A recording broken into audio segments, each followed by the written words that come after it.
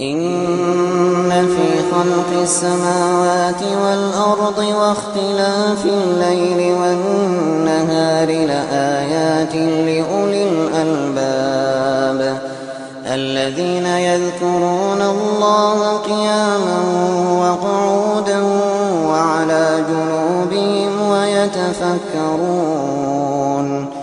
ويتفكرون في خلق السماوات والأرض ربنا ما خلقت هذا باطلا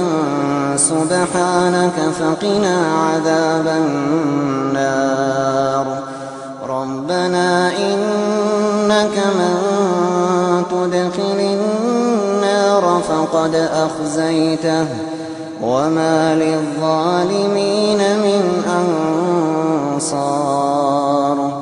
ربنا إننا سمعنا مناديا ينادي للإيمان أن آمنوا بربكم فآمنا ربنا فاغفر لنا ذنوبنا وكفر عنا سيئاتنا وتوفنا مع الأبرار ربنا وآتنا ما وعدتنا على رسلك ولا تخزنا يوم القيامة إنك لا تخلف الميعاد فاستجاب لهم ربهم أني لا أضيع عمل عامل منكم من ذكر أو أنثى بعضكم من بعض فالذين هاجروا وأخرجوا من ديارهم وأوذوا في سبيلي وقاتلوا وقتلوا لأكفرن عنهم سيئاتهم ولأدخلنهم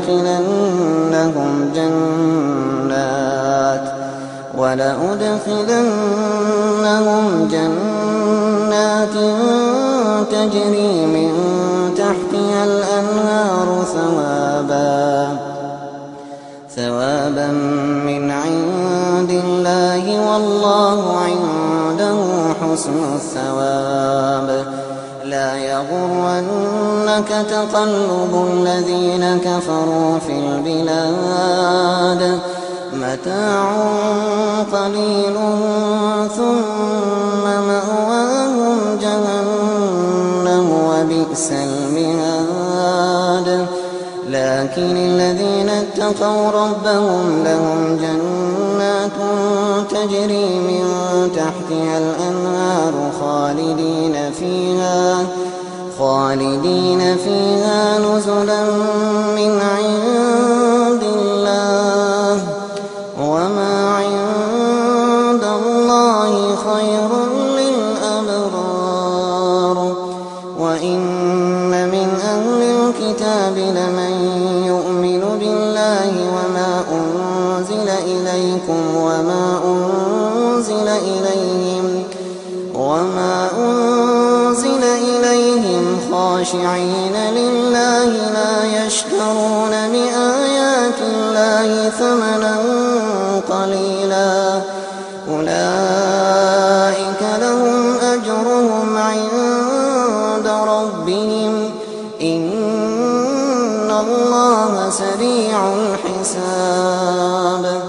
يا أيها الذين آمنوا اصبروا وصابروا ورابطوا واتقوا الله لعلكم تفلحون.